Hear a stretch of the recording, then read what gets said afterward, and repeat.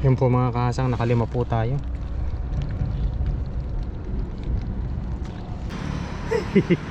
Si Master Dong na naka big bike.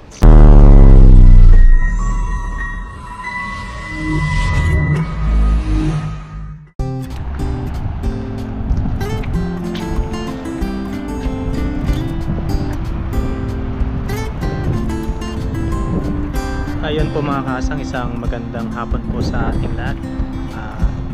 Sa video po natin ngayon ay mag-aalimango hunting po tayo. Ayun. Yan, dahil magre-rest day na naman tayo. Yan, papasyal po tayo doon sa kapatid ko sa Chongli, saka po doon sa kay Mrs. Yan, dalhan po natin sila ng alimango. Try po natin kung marami tayong makukuha. Meron na po ako naipon doon. Hindi ko na lang po isinama sa vlog kasi napaka madilim. Wala po kayong makikita. Yan, dito lang po tayo maghahanap mamaya. Yan, dito lang po sa gilid-gilid. Ayun, bali kaawas ko lang po sa trabaho. Dito na po ako nagdiretso para dito na lang po tayo magpahangin. At tama-tama nga po at medyo mahangin. Kamusta po kayong lahat? Thank you very much po sa palaging pagsuporta sa ating munting channel. Ayan, doon sa mga nag-comment po nung nakaraan, okay naman po yun, na binalag ko lang po dahil nagtatanong din naman po siya. Ayun, kaya, pero may reply po ako doon sa kanyang comment. Ayan, maraming salamat po sa inyong lahat.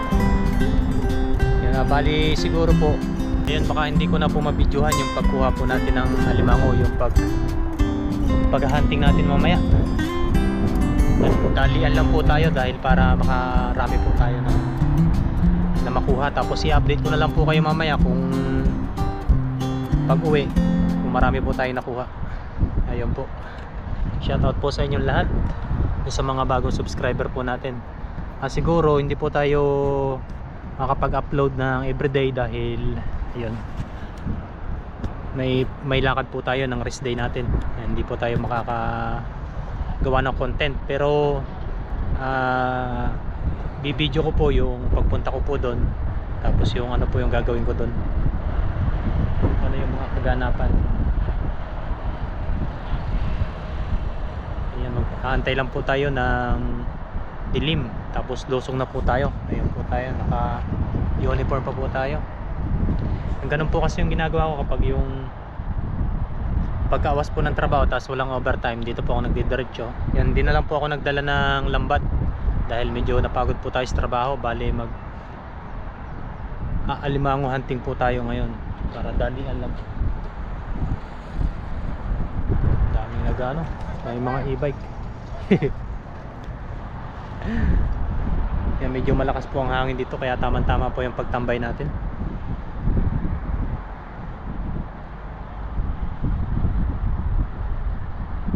Siguro po sa mga next week yan, mag-ano naman po tayo, mag-ilog or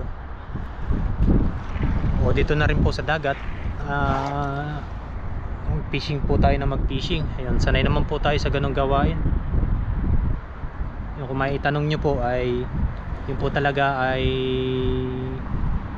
trabaho ko na doon pa lang sa Pinas. Yan, dahil wala naman po ibang trabaho kundi magkupra, yan, magbalat ng niyog yan sa dagat, manghuli po ng mauulam, or pag nakarami ay makakapagbenta po. Yan, kaya talagang pinapursige ko po na makapag-provide po ng bangka, kasi kapag may bangka po at kahit hindi na po ako makarenew dito, yan, may pagkakakitaan po tayo doon kahit paunti-unti, o may pagkukuhanan po tayo ng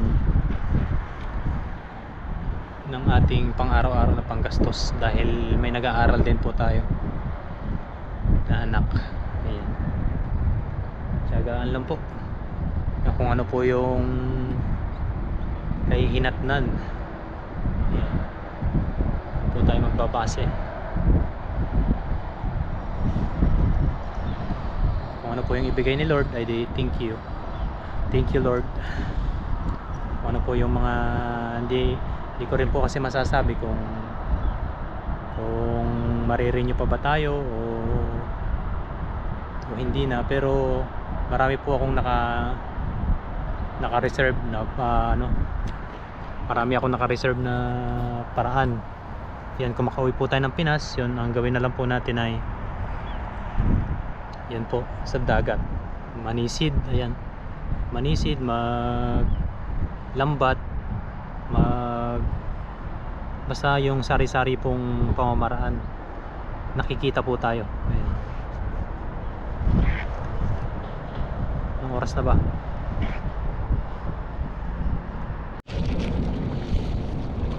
Dahil pong hipon mga kasang, maghipon tayo. Sigpawin natin na sigpawin to. Pero marami na po ako nahuli. Takbo. Ayun, dami oh. Mga good size. Kaso hindi masalok. Ayun, nasa lubong oh. Medyo malakas po kasi ang hangin. Magalaw yung tubig. Hindi tuloy natin makita yung ilalim. Nakintabang mata oh.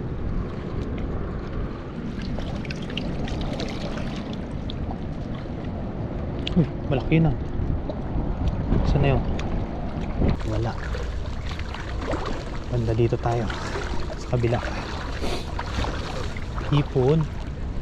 Hipon tayo pag walang alimango. Kasa po lang, nakadampot naman po tayo kanina ng alimango dun. Ilang piraso din po yun. Malaki po yung isa. Yung hipon oh. Ay, malikot. Ito kimpi. Kimpi. Kimpi po ito sa amin. Sa iba po yan ay kalapay. Sa ibang lugar tulad ng Lucena, yan, tawag po nila dyan kalapay.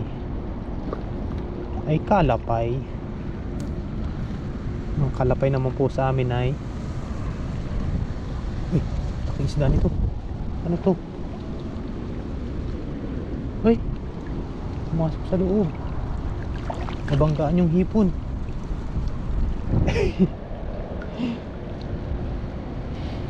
Kalapay. Labo o baka may nakadungaw na alimango. Ay, yun, bilis.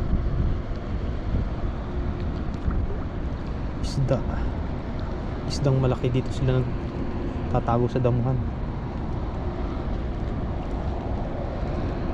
Kaya pala labo. Dito ang tirahan nila.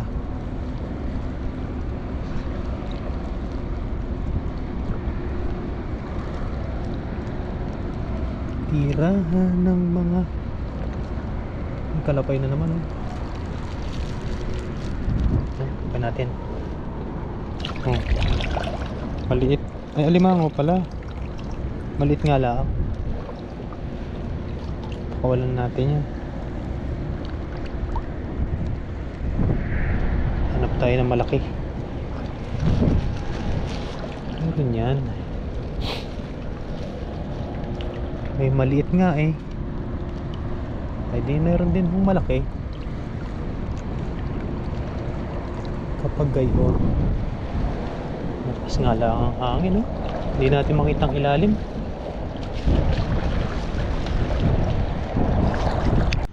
Ayun po mga kahasang, bali babiyahin na po tayo papunta po dun sa kapatid ko at saka dun kay Mrs. Tapos yung pong mga alimango hindi ko na po kayo na-update kanina kahapon. Ayan po siya. Ayan, i-update ko na lang po kayo. Yan po ay 3 gabi kong pinangilaw para po may madala po tayo doon na lulutuin. At yun din po ang request ng mga kapatid ko sa ni Mrs. Ayan, tara po, nakaprepare na din po ako dyan. Ayan, tara, let's go biyahe. May makakasabay naman po tayo. Ayan, pupunta rin po sila sa kanilang mga kamag-anak dito sa Taiwan. Tara po, let's go. kukuha lang po tayo ng ano sa daan ng mga video clips. Ayan. Let's G.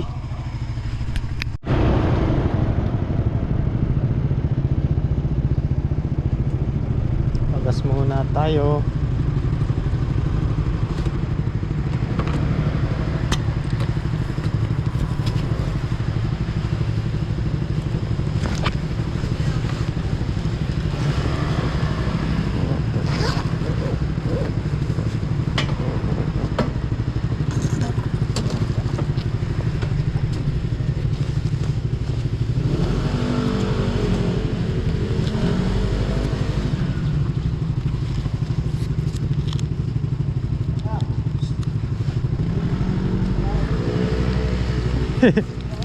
Malupit yan eh. Hindi nag-helmet no. Nasaan na? Lahat ng tao.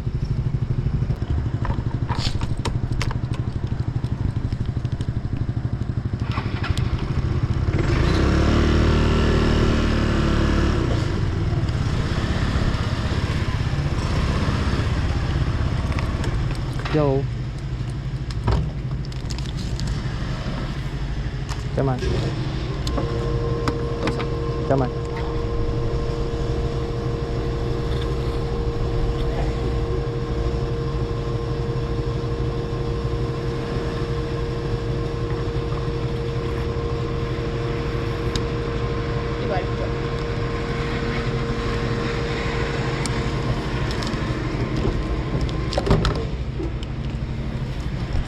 Ayun yung full tank natin. Ay umabot ng 3 litro lang. Tumaas na po ng 3 after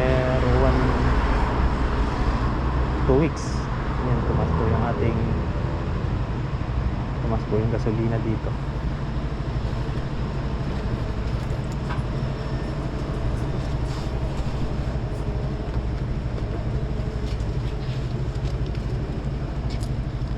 Yes, yeah.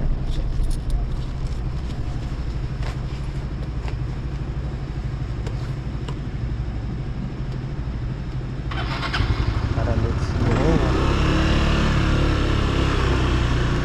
Kasama rin pala natin sila Sparring Dongsky at saka si yun, Master Jobert.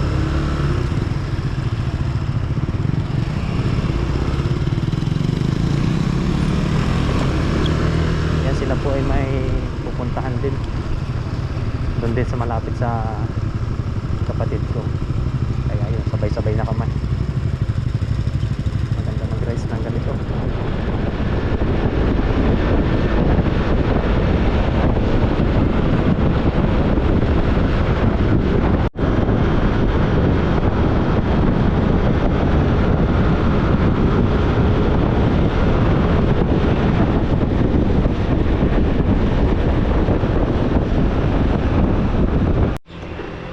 Ayun po mga kasang, bali nagpahinga lang po kami dito sa may highlight.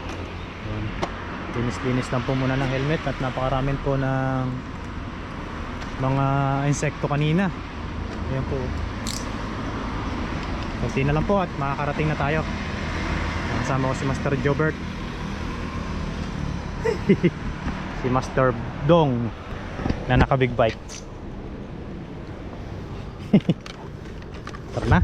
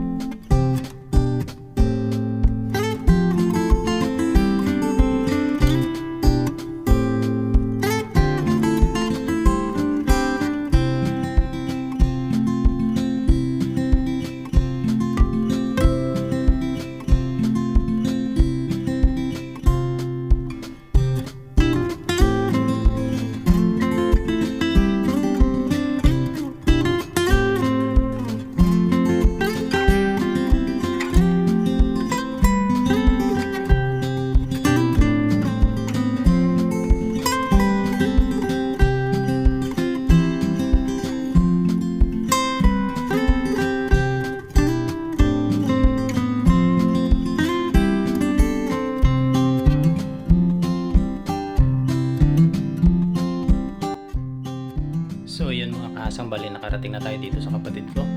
Ayan. Bali, may pasok po siya ngayon at ang labas po niya ay ayan, alas 8 po ng gabi.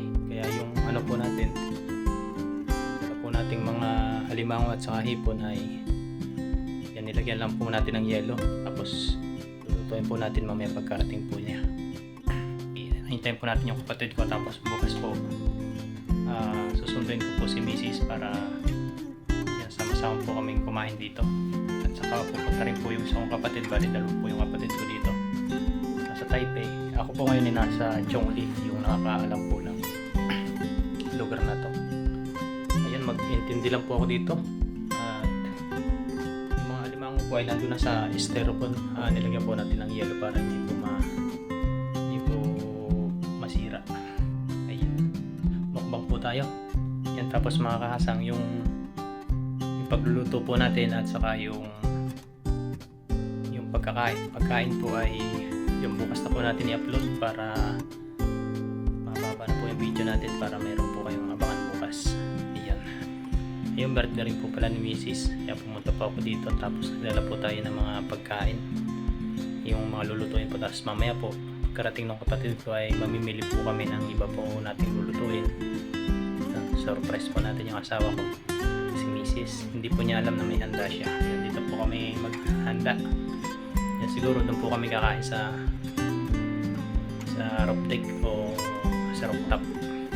Yan, para po salo-salo yun. Nabangan nyo po bukas yung aking upload. Maraming salamat po at enjoy watching palagi.